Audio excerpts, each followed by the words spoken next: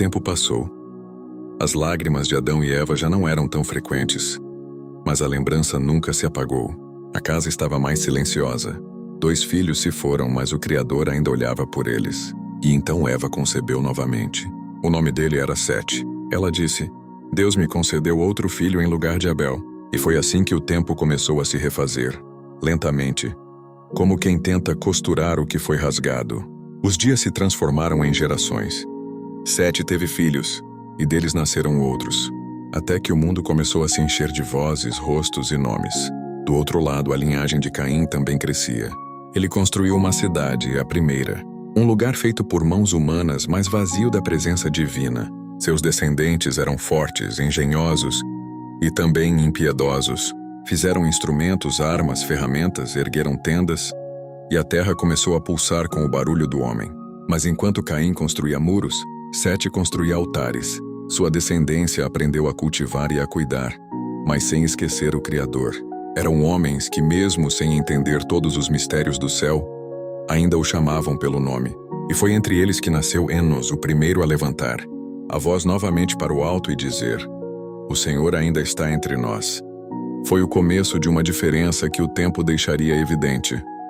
Um povo que buscava sobreviver sem Deus, e outro que vivia para não esquecê-lo. Mas à medida que a humanidade crescia, crescia também o esquecimento. As cidades aumentavam, a violência se espalhava e o céu começou a entristecer-se. O homem ainda tinha vida, mas já não tinha luz. E o que antes era criação, agora caminhava para a destruição. O silêncio do céu não era esquecimento. O Criador via tudo. Os mercados, as festas, as alianças, as disputas. Via homens tomando o que não lhes pertencia. Via sangue sendo derramado por orgulho. Via corações endurecidos pela própria liberdade. E então, o espírito que um dia soprou vida começou a se afastar. O mundo estava cheio, mas vazio de Deus. E foi nesse tempo que um nome se destacou entre tantos: Noé. Noé descendia de Sete, o filho que nasceu depois da perda. Era filho de Lameque e neto de Matusalém, o homem mais velho de que se tem memória. Carregava no sangue a linhagem daqueles que ainda se lembravam de Deus quando o mundo já o havia esquecido.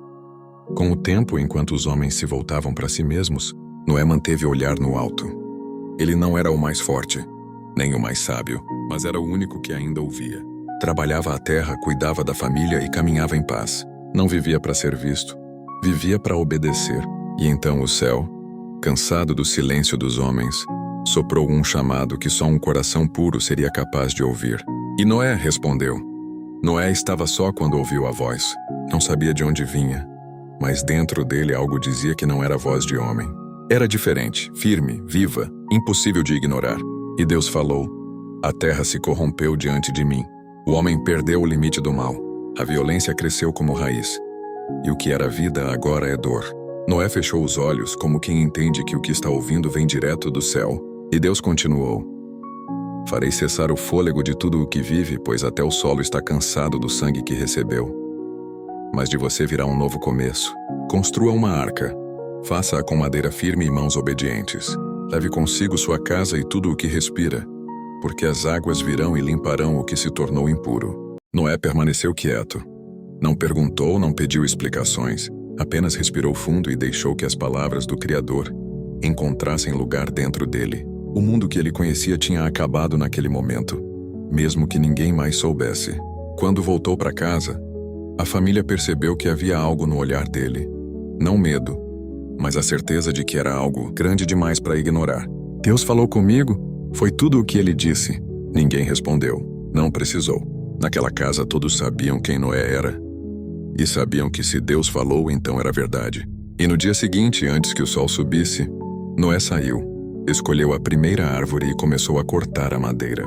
Um filho se aproximou, depois o outro. A esposa trouxe água. As noras ficaram por perto. Ninguém perguntou por quê. Eles apenas ficaram ali ajudando o homem que sempre guiou aquela família com a mesma voz calma que agora dizia: É hora de construir. A madeira começou a se acumular no campo. Dia após dia Noé marcava, serrava, amarrava, e a arca ganhava forma, lenta, firme e inevitável. E enquanto o trabalho avançava, as pessoas passaram a notar. Primeiro olhares rápidos, depois cochichos, até que surgiram as risadas. Será que chove tanto assim? Vai navegar onde não tem rio? Vai salvar o mundo com madeira? Noé via tudo, mas não respondia. A cada golpe no tronco, ele lembrava das palavras de Deus e seguia. Algumas vezes um grupo de homens se aproximava só para zombar. Noé enlouqueceu. Está construindo um barco, no meio da terra seca. Outros apenas passavam, balançando a cabeça com desprezo, mas ninguém percebia que o céu já observava tudo em silêncio, como se vigiasse o último homem que ainda o respeitava. E quanto mais a arca crescia, mais claro ficava que algo estava por vir, mesmo que o mundo insistisse em fingir que nada estava acontecendo.